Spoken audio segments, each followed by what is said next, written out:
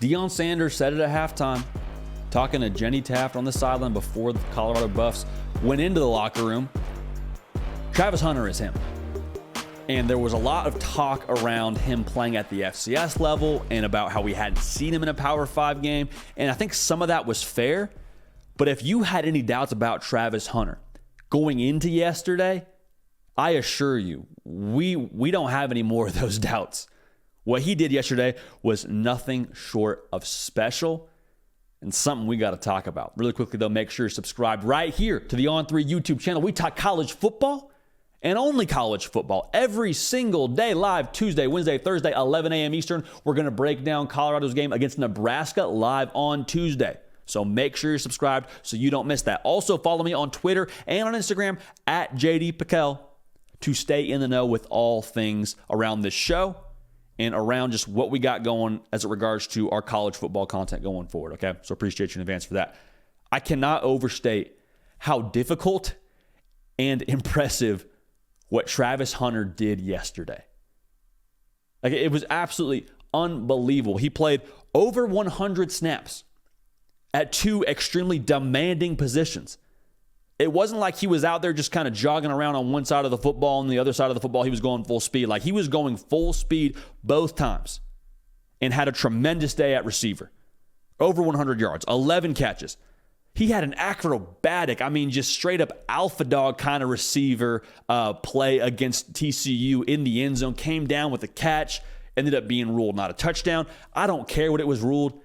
That was straight up freaky from Travis Hunter. He had an interception. He had 3 tackles.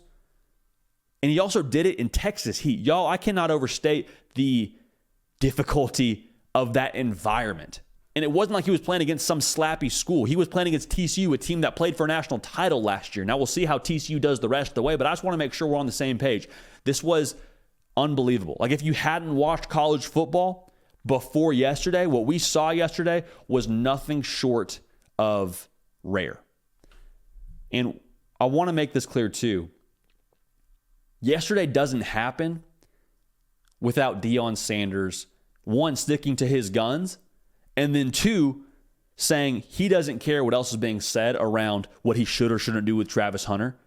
That was Deion Sanders saying, I'm going to let my very best player, the player that followed me to Jackson State when he could have gone to pretty much any Power 5 school he wanted to, the guy that followed me to Colorado, the special player that he is, I'm going to let my best player, my best athlete, have the largest potential impact possible on every single college football game that we play.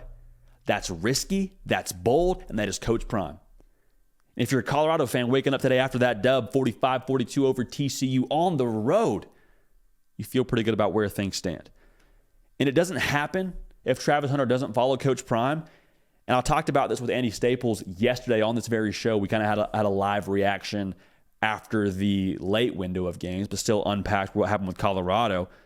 Nobody else in college football would have utilized Travis Hunter the way that Coach Prime did yesterday, having him play both ways. And that's not to knock anybody else. That's not to knock if Travis Hunter went to Florida State or Georgia or anywhere else. Like, it's not to knock those coaches. It's, I think, to speak volumes to Deion Sanders and his decision to do that. Because also, not only would nobody else have done that, there would have been nobody else that is better suited to do that than Deion Sanders. Why? Because Deion did it in the NFL. Because Travis Hunter, in a lot of ways, is a version of what Deion Sanders was. He just is doing it at Colorado. He's doing it now in the modern era, and he also is doing it with a 1 and 2 in different spots on his jersey. He also has that D on his jersey for dog, which I think is just so cool. If you had questions about Travis Hunter, like I said at the top of this segment, you do not have those anymore. You don't. Because we hadn't seen him do it at a Power 5 level, and that's fair. There was no question, is he a Power 5 caliber player? But there is something to be said for we need to see it on the field. And we saw it in a very big and a very real way yesterday. And the entire country saw it.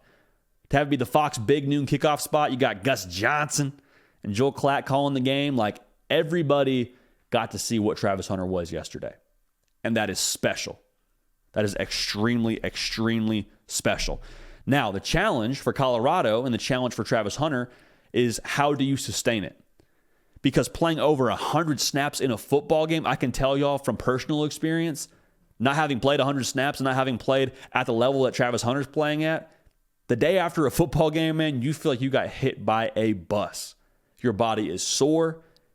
You hit the ice bath. You do everything possible to get your body ready for practice on Monday. But that is a difficult task to do playing less than 100 snaps, just playing in a college football game, period. But doing what Travis Hunter did yesterday, the challenge is, can you keep him consistently available? And can you sustain this kind of effort week in and week out? So that's a very tall ask. It's a very big challenge. But like I was saying, if there's anybody that is best equipped to do it, it's Deion Sanders. And what we saw yesterday from Colorado, the statement they made to the country, huge for Colorado, huge for what they're going to do in 2023, and I would imagine that's what they're focused on. But the way that you saw Travis Hunter utilized yesterday for Colorado, that is an enormous pitch that Deion Sanders can now take to all of the top recruits in the country. Because the question is, it's Colorado and the unknowns with Deion Sanders. How will he use me? How will I be developed? Will we be successful? Will we win? All those questions versus the known commodities, the Georgias, the Bamas, the Ohio States, the LSUs, all that. Because this is a more sure thing, just based on the data that we have on these schools. Like, there is more of a track record. But now with Travis Hunter, a guy who has everything to gain based on how highly he was rated out of high school, a guy who has aspirations to be a first-round draft pick in the NFL, now seeing what he did yesterday, if you're watching that and you're a five-star kind of player, you say, okay, so Travis Hunter has the same ambitions as me. He's taking care of business on the field. Deion Sanders is taking care of him. He's getting the most out of Travis Hunter. Yeah, I could go do whatever I want to do with these other known commodities, but why not go and play for a guy who has been there and who is helping another individual in my shoes right now, who was in my shoes at the high school level, go and achieve his dreams? Why not? So the case, why not Colorado for recruits, just got a tremendous talking point if you're Deion Sanders going into different living rooms to talk to these high school kids. And if nothing else, Colorado made a statement yesterday they can package up and take to recruits going forward. But something tells me they're not done yet. Cannot wait to watch Travis Hunter next week as they welcome Nebraska to Boulder, Colorado. Should be a lot of fun. Again, we will pick that game Tuesday live, 11 a.m. Eastern. Make sure you're subscribed so you don't miss a minute of it. Follow me on the socials at JD Pickell, both on Twitter and on Instagram. I want to hear from y'all. What did you think about Travis Hunter and what he did yesterday? Let me know in the comments. Let me know on the socials. We appreciate y'all. We love y'all. We're going to keep this party rolling, and we will see y'all next time. Hey, y'all. Thanks so much for watching. Subscribe to the channel here to make sure you don't miss an episode of The Hard Count. Also, be sure to check out other videos on the On3 YouTube channel.